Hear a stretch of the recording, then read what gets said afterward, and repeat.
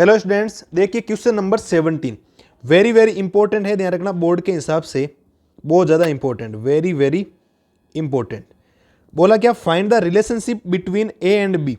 ए और बी में एक रिलेशन है, so that the functions F defined by F X है A X plus 1 X is less than equal to 3 और B x plus 3 defined है X is greater than 3 is continuous as x equal 3 पे। तो पहले से confirm दे रखा, आपको given क्या है वो बात पहले आप लिख दें कि गिवन है आपके पास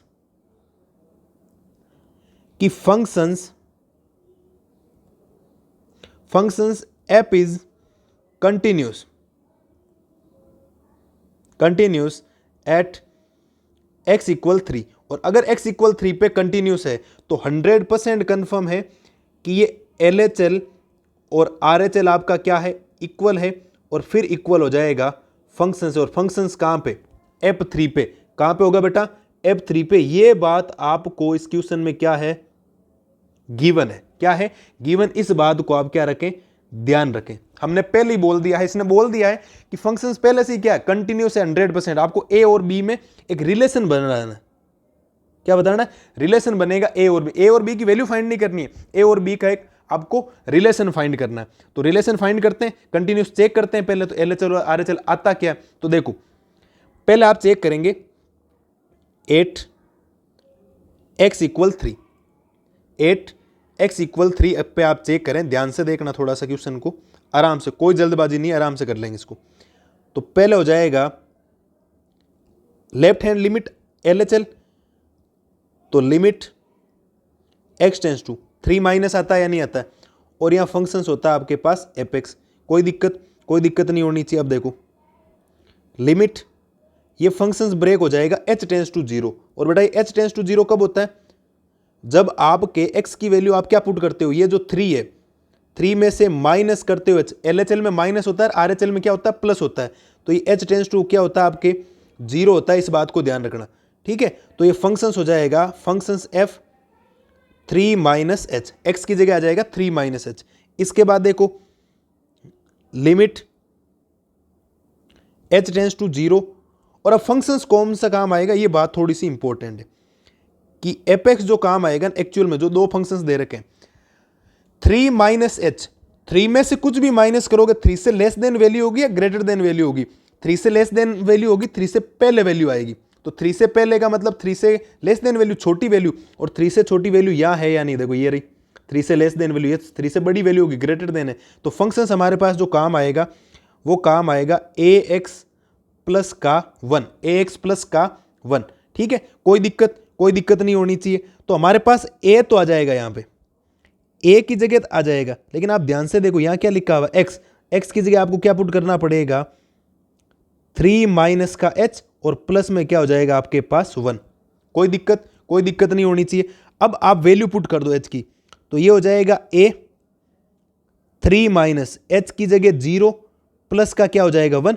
3 माइनस 0 क्या होगा 3 को a से मल्टीप्लाई करवाओगे तो आंसर आएगा 3a प्लस 1, 3a प्लस 1। ये आपके पास वैल्यू आई है LHL की।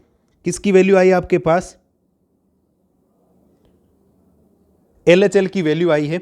और इसको आप इक्वेशन नंबर क्या दे दें, फर्स्ट दे दें। क्या दे दें बेटा, इक्वेशन नंबर फर्स्ट। कोई दिक्कत आपको नहीं होनी चाहिए, कोई दिक्कत नहीं। अब चेक करना अभी आपको RHL, अभी आपने LHL की वैल्यू फाइंड करनी, RHL निकालते हैं। तो RHL देखो इसका, तो आप लिखेंगे RHL equal limit x tends to, RHL में 3 प्लस आता है या नहीं आता, बिल्कुल 3 प्लस आता है। और ये फंक्शंस हो जाएगा आपके पास fx। कोई बिल्कुल दिक्कत नहीं होनी चाहिए। ये हो जाएगा लिमिट, ये हो जाएगा h टेंस टू 0। अब ये फंक्शंस h टेंस टू 0 कब होगा, जब आप लेट करेंगे x की जगह। ये देखो 3 प्लस है तो प्लस, और इसमें प्लस क्या करना, h करना है। तो ये h टेंस टू क्या हो जाएगा आपके 0 हो जाएगा। इस बात को आप ध्यान रखें, हमने करते हैं ऐसे क्वेश्चन। तो f की जगह f, लेकिन इस x की जगह क्या पुट हो जाएगा 3 प्लस h, देखो ये रहा, ठीक है। अब देखो इसके बाद, तो ये हो गया लिमिट h टेंस टू 0। अब मेन मुद्दा कि फंक्शंस कौन सा काम में लेना, ऊपर वाला या नीचे वाला। आप ध्यान से देखना 3 प्लस एच, तो 3 से आगे जाएगा या पीछे जाएगा? 3 से आगे, आगे का मतलब ग्रेटर देन, यानी 3 से बड़ा, और 3 से ग्रेटर देन ये है या नहीं है? तो 3 से ग्रेटर देन कौन है? B x plus 3, b x plus का 3। ठीक है, अब देखो तो b का तो b रहेगा, लेकिन इस x की जगह आपको क्या पुट करना पड़ेगा? 3 प्लस एच, 3 प्लस एच, और प्लस में आपके क्या चल रहा है? 3 चल रहा है, तो b तो b हो जाएगा, और ये हो जाएगा 3 प्लस एच की जगह क्या पुट कर दो? 0 पुट कर दो, h की जगह क्या पुट कर दो? 0, और प्लस में क्या हो जाएगा? 3, तो 3 प्लस 0 3 होगा, और आंसर आएगा 3b प्लस का 3, 3b प्लस का 3। और ये जो वैल्यू आई है वो आपके पास आई है RHL की। किसकी वैल्यू आई है? RHL की वो वैल्यू आई है 3b प्लस का 3, 3b प्लस 3 वैल्यू आपके पास आ गया RHL। और ये दे देते हैं इक्वेशन नंबर सेकंड। कौन सी इक्वेशन है? सेकंड। अब एक बात बताता हूं, आपको ये F3 चेक करने की जरूरत नहीं। आगे भी हम क्वेश्चन जब K की वैल्यू वाले फाइंड करेंगे ना, वहां कंटिन्यूस दे रखा, कंटिन्यूस का मतलब LHL और RHL ही इक्वल प्रूव करना होता है, बाकी आपको काम नहीं करना होता बिल्कुल भी।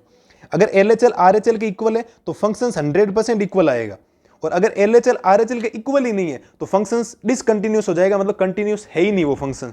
और अगर LHL और RHL इक्वल है तो फंक्शंस वैसे भी क्या कंटिन्यूस, लेकिन यहां तो इक्वल नजर नहीं आ रहा है, लेकिन हमें पता है कि x इक्वल 3 पे फंक्शंस पहले से ही क्या कंटिन्यूस है, ये हमारे पास गिवन है। तो फंक्शंस F3 आपको चेक करने की जरूरत नहीं। अब आपको F3 चेक करने की जरूरत क्यों नहीं है, मैं आपको बात बताता हूं। अगर आपने F3 लिया तो x इक्वल 3 पे यही वैल्यू तो काउंट हो रही है, ये वाली देखो, ये वाली यही वैल्यू तो हो रही है। x is less than equal to 3, तो इक्वल टू 3 पे ax प्लस 3 आएगा, और जहां जहां x नजर आ रहा है वहां आपको 3 पुट करना पड़ेगा, तो वैल्यू बनेगी 3a प्लस 1। तो 3a प्लस 1 तो देखो ये आ चुका आपके पास। ठीक है, एक बार चलो चेक तो कर ही लो आप, दिमाग में आपके ऐसा रहे कि चेक क्यों नहीं किया, हर बार तो कर ही रहे। तो आप लिखेंगे 8x इक्वल 3, और x इक्वल 3 पे जो फंक्शंस काम आ रहा है वो आ रहा है आपके ax प्लस का 1, तो F3, तो x की जगह आ जाएगा 3, तो ये हो जाएगा 3a प्लस का 1, 3a प्लस 1, और इसको ब्रैकेट में बंद करके हम वैल्यू दे देते हैं इक्वेशन नंबर 3। ठीक है, ये होगी आपकी इक्वेशन नंबर 3।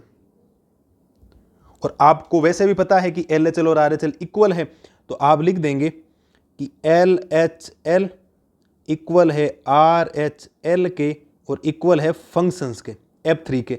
और LHL की वैल्यू आपके पास आई है 3a प्लस का 1, इक्वल हो जाएगा RHL हो जाएगा आपके पास 3b प्लस का 3, और फंक्शंस हो जाएगा 3a प्लस का 1, 3a प्लस का 1। कोई दिक्कत नहीं होनी चाहिए बिल्कुल भी, ये हमने यहां तक काम कर दिया। अब आप बात बताओ, छोटी क्लास में कैसे पढ़ते थे? 10th क्लास में ये फर्स्ट पोजीशन हो गई, ये सेकंड पोजीशन हो गई, ये इसकी कौन सी पोजीशन हो गई? थर्ड पोजीशन हो गई। आप फर्स्ट और सेकंड से काम कर लो। क्यों? क्योंकि यही तो वैल्यू सेम है। आप सेकंड और थर्ड से करोगे तो भी काम हो जाएगा, लेकिन आप फर्स्ट और थर्ड से नहीं कर सकते। फर्स्ट और थर्ड से तो आपके पास a की वैल्यू क्या आएगी? 3a plus 1, 3a plus 1 equal हो गया, कट कटा के वैल्यू आएगी नहीं। तो आपको लेना पड़ेगा from first and second, from first and second. तो फर्स्ट क्या है? 3a प्लस का 1, और सेकंड है 3b प्लस का 3। कोई दिक्कत? अब देखो ये वैल्यू उधर भेज दो, मैं a की वैल्यू निकाल लेते हैं, मुझे पता है, मैं a की वैल्यू निकाल देता हूं एक बार। तो ये हो जाएगा 3a इक्वल, तो 3b प्लस का 3, और ये 1 उधर जाने पर किसका हो जाएगा? माइनस का हो जाएगा। किसका हो जाएगा? माइनस का हो जाएगा। कोई दिक्कत नहीं होनी चाहिए किसी को भी। अब देखो ये हो गया आपके पास 3a इक्वल, ये तो हो गया 3b प्लस का 2 होगा या नहीं होगा? 3 माइनस 1 2 हो जाए, और यहां से a की वैल्यू निकाल देता हूं, तो a की वैल्यू आ जाएगी 3b प्लस 2 अपॉन 3। अगर आप एग्जाम में यहां तक लिख के आते हो ना, जैसे ये आंसर आया, ये a और b में एक रिलेशन ही थे, रिलेशन है। क्या है आपका? रिलेशन है। थोड़ा रुकना 1 मिनट।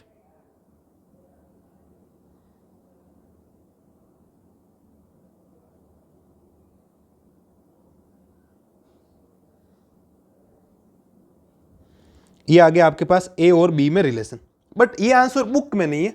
तो बुक में है क्या? बुक में थोड़ा सा सोल्व किया हुआ, सोल्व करते हैं इसको। देखो तो आप लिखोगे a इक्वल में 3b के अपोन में 3 लिख दूं, भाई दोनों में डिवाइड कर देता हूं, 2 अपोन में क्या लिख देता हूं, 3 लिख देता हूं। ठीक है, ये हमने इसको डिवाइड कर दिया। तो a की वैल्यू क्या आएगी, तो इधर से तो ये 3 से 3 क्या हो जाएगा, कैंसिल, तो वैल्यू आएगी b प्लस 2/3। तो यहाँ तो डिवाइड नहीं हो रहा है और यहाँ डिवाइड नहीं हो रहा है, तो ये आपकी अब बुक में क्या है, फाइनल वैल्यू है जो a और b में रिलेशन आया, a और b में रिलेशन आया। आप चाहो तो यहाँ एक लाइन और लिख सकते हो बोर्ड के हिसाब से, कौन सी लाइन, इट इज, एक मिनट रुकना, मैं थोड़ा बड़ा लिखता हूँ, अभी दिखाई नहीं दे रहा होगा आपको, थोड़ी बड़ी वैल्यू लिखता हूँ। आप लिखोगे इट इज रिक्वायर्ड रिलेशन